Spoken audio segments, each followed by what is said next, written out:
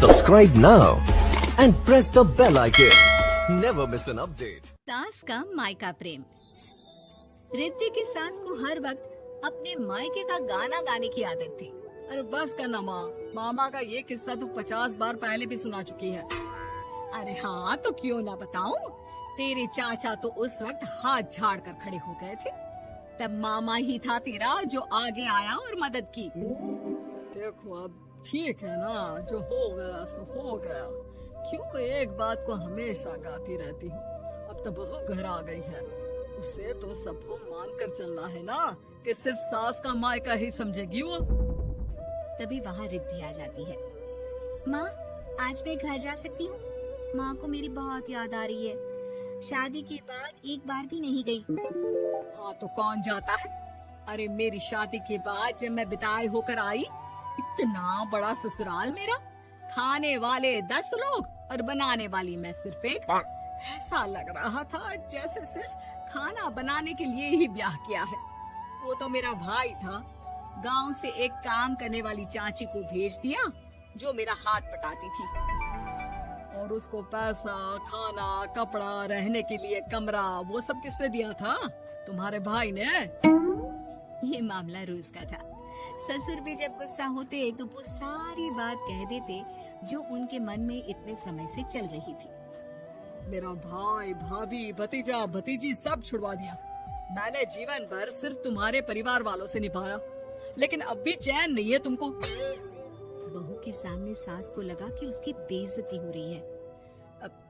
सुन बहू, अपने कमरे में जा, कहीं नहीं जाना मायके वायके। घर का काम कौन करेगा? पड़ोसन। बहू समझ जाती है मामला गर्म चल रहा है। कमरे में जाने में ही भलाई है।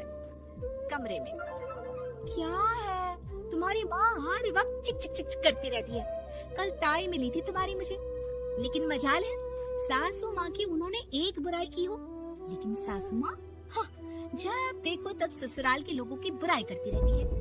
बेचारे पापा जी कितना मिस करते हैं अपने घर वालों को।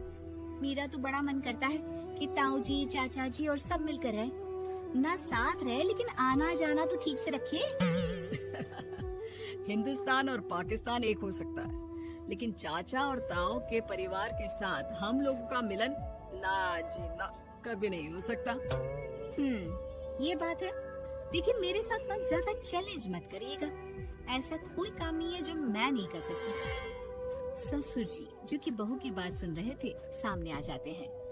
अरे बेटा, तू ये कर सकती है तो प्लीज मेरा परिवार किसी तरह मुझसे मिलवा दे। सारी जवानी तो मैंने किसी तरह काट ली, लेकिन जीवन के इस पड़ाव पर बहुत याद आती है मेरे परिवार की। हाँ हाँ पिताजी, आप चिंता मत करिए, बस मेरा साथ देते रहिए आप दोनों। फिर देखिए कैसे माँ जी भी ठीक हो जाएंगी और पूरा परिवार भी एक हो जाएगा। थोड़ी देर बाद बहू सामान लेकर घर से निकल रही होती है कि मना किया था ना तुझे मायके जाने के लिए, फिर क्यों जा रही है? बहू कुछ कहती इससे पहले ही बेटा बोलने लगता है। क्या है माँ, वो घर जा रही है। वैसे भी उसके माता पिता ने मुझे 10 लाख दिए तब जाकर मेरा काम शुरू हो पाया, वरना तूने मेरे लिए किया क्या है? अरे वाह बेटा, बचपन से पढ़ाया लिखाया, तेरे दुख दर्द में जगी, और आज वो लोग तुझे सही लग रहे? और फिर ससुराल में लड़की खुश रहे, ये तो मायके वालों की जीवन भर की जिम्मेदारी रहती है। तो ये तुमको भी तो सोचना था ना। ताऊ जी ने पापा को पढ़ाया लिखाया, जब तुम नहीं आई थी तो पापा के लिए ताई जी ने पापा की माँ की तरह देखभाल की। अब बोलिए।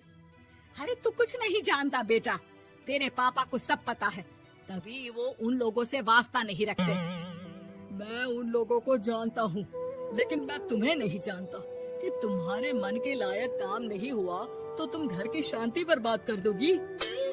सास जोर जोर से चिल्लाने लगती है। तभी वहाँ सास का भाई आ जाता है। अरे क्यों आप लोग मेरी बहन को परेशान करते रहते हैं? पहले ये जीजा कम थे, जब बहू भी आ गई। बहन, मैंने तो 30 साल पहले ही बोला था, अपना हिस्सा ले और छोड़ इन लोगों को, चल अपने साथ। बहू समझ जाती है कि मामा ससुर की नजर किस पर है। देखा, तुम लोग मुझे अकेला मत समझना, मेरा भाई खड़ा है आज भी मेरे लिए। बहू मायके जाती है और आते वक्त साथ में एक नौकरानी ले आती है। अरे बहू कुछ खाने को दे दे। अरे आंटी, क्यों भाभी को परेशान करती रहती हो? उनके भाई ने मुझे जिम्मेदारी दी है, किसी भी चीज की परेशानी नहीं होनी चाहिए भाभी को। जो चाहिए मुझे बोलने का।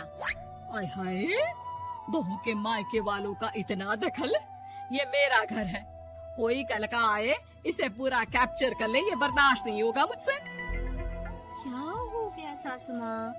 क्यों सुबह सुबह चिल्ला रही हैं? चमेली, ओ चमेली, क्या कहा था मेरे भाई ने तुझे? अरे दीदी बहुत तेज है आपकी सासू माँ। मैंने तो बोला कुछ चाहिए तो मांग लो मुझसे।